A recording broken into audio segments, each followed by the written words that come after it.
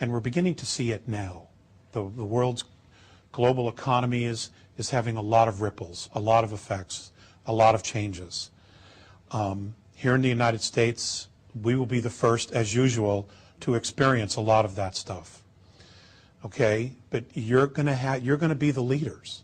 You're going to be the ones that are going to stand there in your communities and say, look, this is what's been going on. This is what it is, and this is what we have to do. It's no accident that you are who you are. Okay, we've all volunteered for this.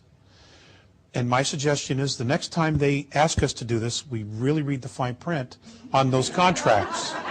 Okay?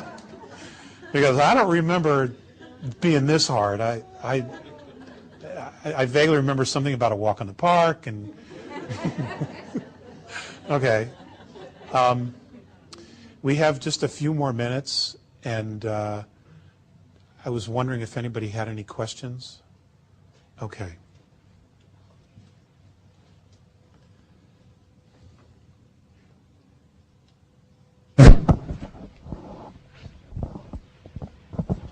If you could speak to death, both for us and death for the Andromedans, and where and how that ties together, perhaps. Death.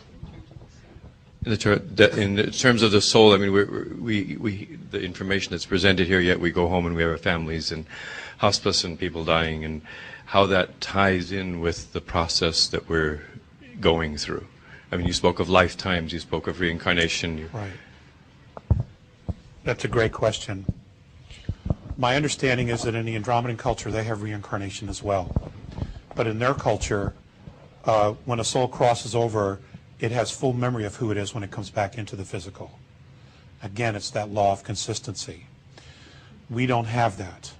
And again, I believe that's that fine print on the contract. Reincarnation is still a fact here as well. Okay, we do have reincarnation. Where the soul goes after there's death, I don't have that answer. I don't have that answer. I've just got a quick joke. Yes. Oh, I'm sorry. There you are. Yeah, it's just a quick joke. Two Andromedans.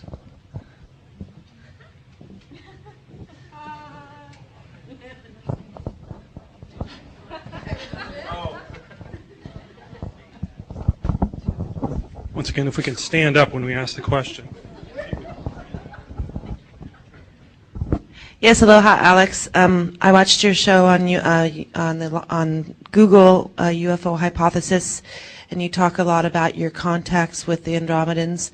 Have you been having contacts within the last couple of years, or anything that's been more recent in nature, and any messages through that?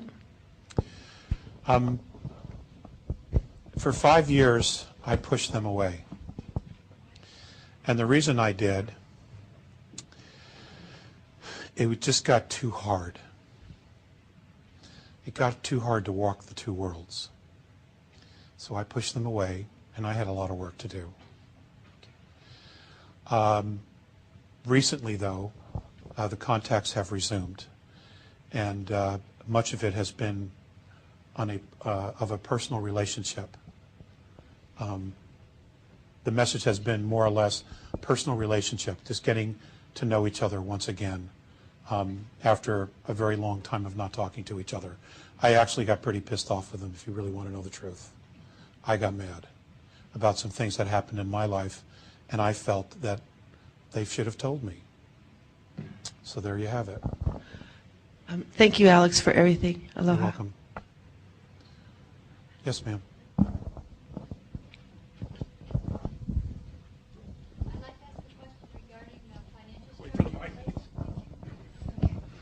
Okay, regarding the financial structures of our planet and the difference between their not needing currency, do they foresee a transition for us into that? Is that any part of the 2012 transition? What virtually all the other cultures do, that's a great question, what virtually all the other cultures do is that they have a very small government, and basically everything's managed by the people. Everything is provided, education, housing, everything that you would need to live is there. In turn for that, you participate in doing several years of learning how to grow food, horticulture, of managing livestock, dealing with nature, building machinery, building spacecraft, learning astronomy, planetary astronomy. You would participate in all of those fields, and as you're participating, and you're not only getting an education, but you're also contributing, all of your needs are met. Everything is there, and each generation contributes, and it just works out perfectly. It's almost like a utopian society. Nobody has to pay for anything. It just doesn't happen. Hi there. I'm right at the back. Oh. Hi. I have a question for you. I too have been in contact with Andromedans, and they've talked to me a bit about their society. And I was interested to know if they told you, when it comes to constructing things, have they explained to you how far they go with manual construction, or whether they use thought manifestation, whether they combine energy with matter to construct places, buildings, and things like that? Actually, both. They also use holographic technology. Yeah, I thought perhaps that might be the truth, because somehow when I've been talking to them, I couldn't envisage them getting greasy, making wheel bearings and things like that.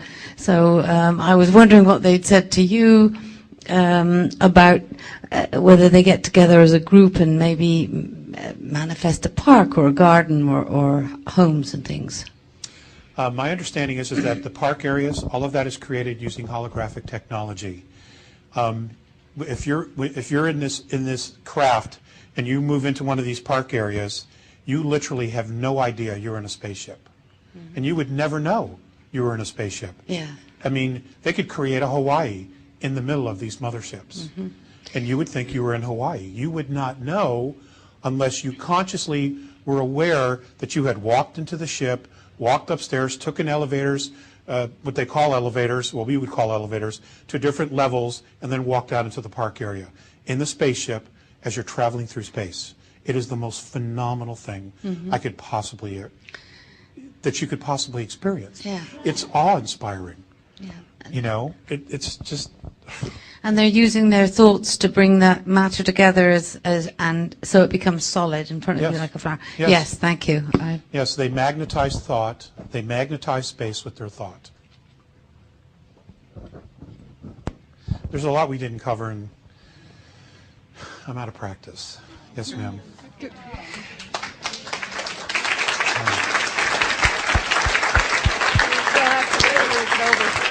over.